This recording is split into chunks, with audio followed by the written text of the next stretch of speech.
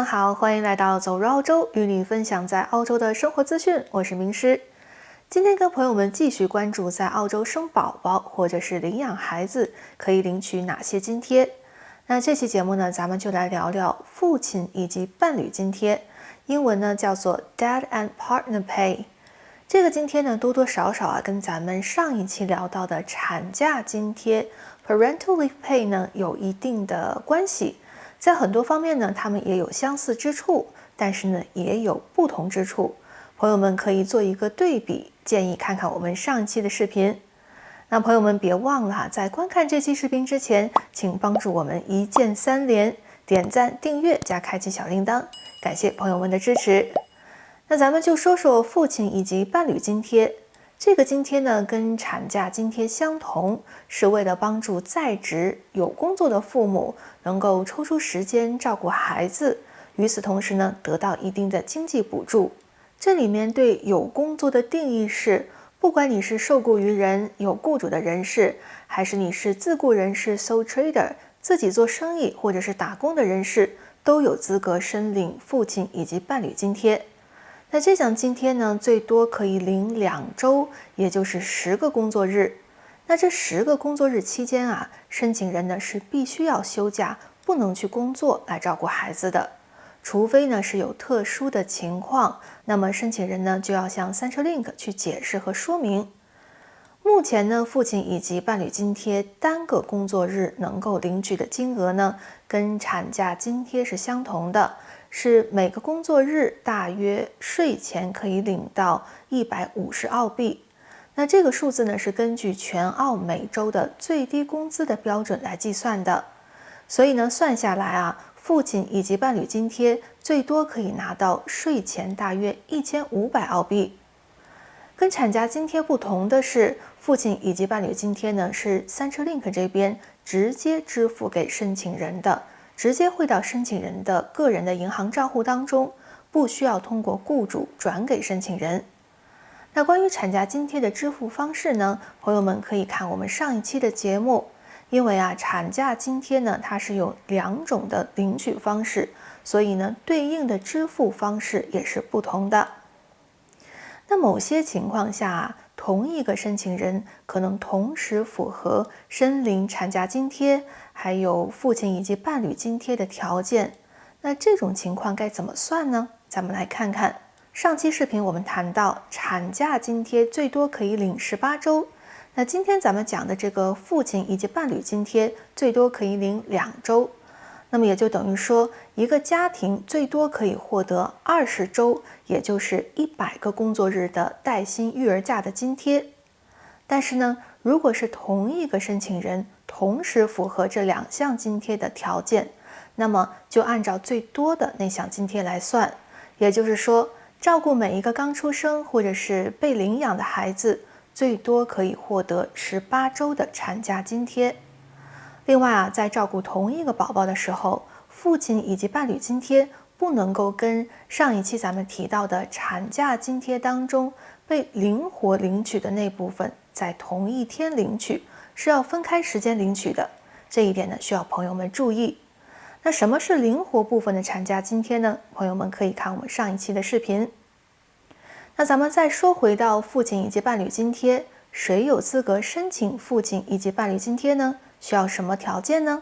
我们来听听 Services Australia 部门的项目经理 Joseph 张先生是怎么说的。一个爸爸或者一个伴侣怎么知道他们是不是符合资格去申请父亲及伴侣津贴呢？你们要取得这个父亲及伴侣津贴的话呢，还需要满足工作的测试、收入的测试，还有居住的要求。然后 work test 就是工作测试，我们刚刚提到了，就是你在宝宝出生之前有没有工作，然后收入测试也是1年你赚取不超过某一个的数额，还有居住的话，当然你就是要在澳洲这边居住，你才可以领取到这些的津贴了。那咱们就一个一个来看。首先呢，是工作测试的要求，跟产假津贴一样，申请人呢需要在孩子出生或者是被领养之前的13个月，有10个月是在工作的。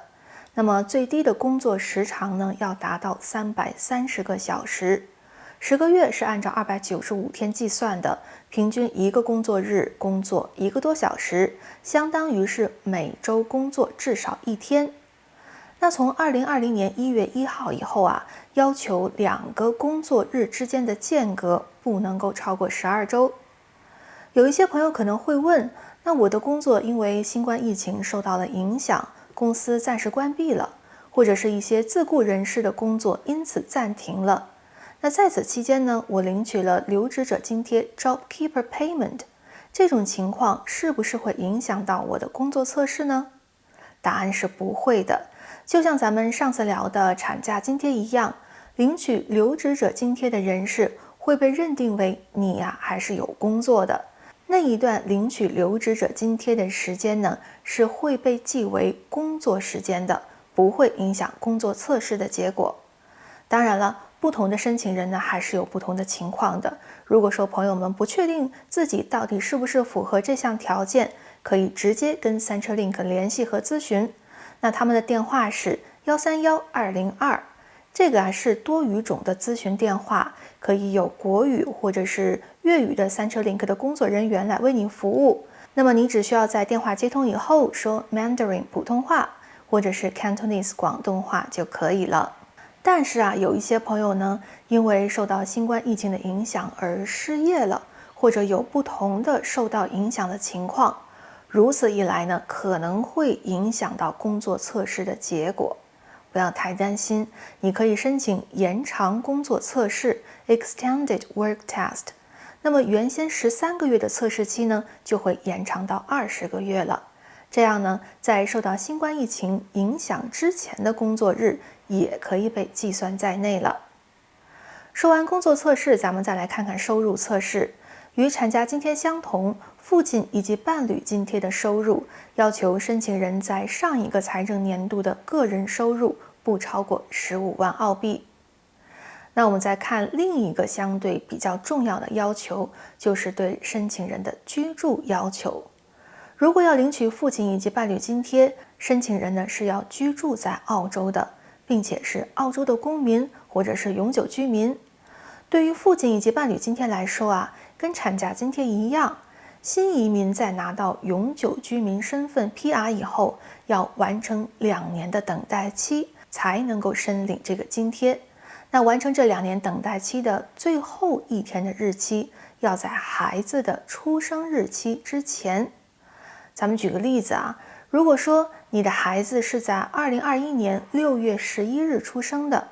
那么你需要在2021年6月11号之前就完成2年的等待期。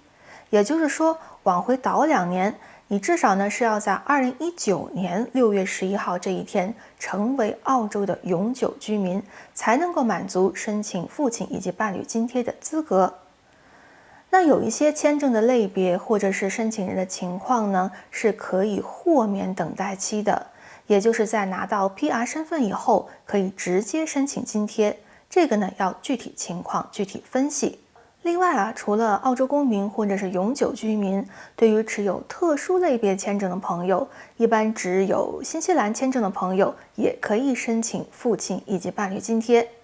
还有呢，对于持有特定类别的临时签证，比如说配偶临时的签证类别，包括820、309的持有人，或者是临时保护签证，包括060、070、449、785、786、790签证持有人都可以申请父亲以及伴侣津贴。那这里面想多说一句对于持有820、309配偶临时签证的人士，以及持有785、790临时保护签证的人士，如果呢他们在领取津贴的时候离开了澳洲，人不在澳洲，那在某些情况下 Centrelink 呢还是可以向他们继续发放父亲以及伴侣津贴的。但是呢，需要申请人向 Centrelink 解释为什么在这段时间内不能够居住在澳洲，需要给出合理的理由。否则呢，一般情况下申领人是需要居住在澳洲的。那这些要求呢，大体上跟领取产假津贴的要求是相同的。那接下来咱们就看看申请人需要在什么时候去申请父亲以及伴侣津贴。跟产假津贴相同，父亲以及伴侣津贴呢，最早可以在孩子出生或者是被领养之前的3个月就开始申请。如果不能够提前申请，需要在孩子出生或者是被领养以后的4周之内递交申请。那在申请通过以后，什么时候可以领到父亲以及伴侣津贴呢？这个开始领取津贴的日期呢，申请人也可以自己来决定。你可以选择在孩子出生或者是被领养的当天就开始领取津贴，也可以选择在后面的某一天开始领取津贴。但是申请人必须要在52周之内开始领取父亲以及伴侣津贴。有一点需要特别注意的是，如果说朋友们想要领取完整的2周的父亲以及伴侣津贴，一定要在孩子出生或者是被领养以后最晚50周的时候就开始领取津贴了。那这样呢才能够领满2周的津贴，反之呢就不能了。那多提一句同样的道理，我们上一期节目讲了，产假津贴呢最多可以领18周。那如果申请人想要领满18周的津贴，也就是领到最大额度的产假津贴，也要安排出这个完整的18周的领取时间。那从2020年7月1号以后开始呢，如果申请人想要领满18周的产假津贴，需要最晚在孩子出生或者是被领养以后的40周之内开始去领取产假津贴。那父亲以及伴侣津贴跟产假津贴一样都不会影响到申请人在自己公司那边本来享有的任何公司的休假和福利。申请人呢可以同时使用福利部提供的福利以及公司的福利，相互不受影响。但是唯一与产假津贴不同的是，领取父亲以及伴侣津贴的那2个星期，申请人呢是不能够领薪水的。也就是说，申领人是处于无薪假期的状态。那这一点呢，朋友们需要留意一下。那怎么申请父亲以及伴侣津贴呢？我们来听听 Services Australia 部门的项目经理 Joseph 张先生是怎么说的。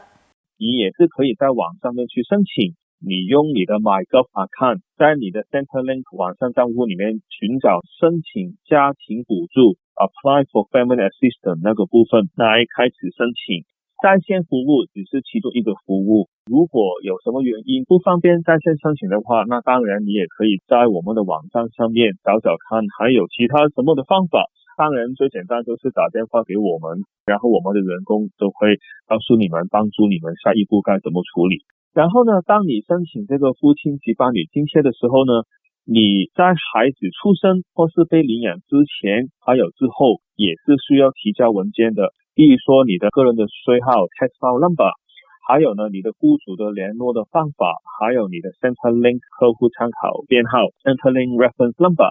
然后呢我们可能也需要求你提供你的宝宝的出生的证明或是你领养的证明去支持你的申请的。你需要什么资料的话呢，你就看申请的时候他都会跟你说 OK 你需要提交这些资料这些文件，你按那个提出的文件的清单去准备还有去提交文件就可以了。如果朋友们有计划生宝宝，或者是宝宝快要出生了，或者是有计划领养孩子，这2天咱们分享的父亲及伴侣津贴还有产假津贴，朋友们都可以去提早做安排，看看能不能申请到这些津贴，帮助自己减轻带宝宝或者是领养孩子的一些压力。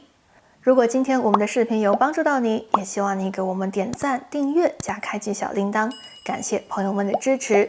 有什么问题或者是想说的，也欢迎在留言区告诉我。咱们下回再见。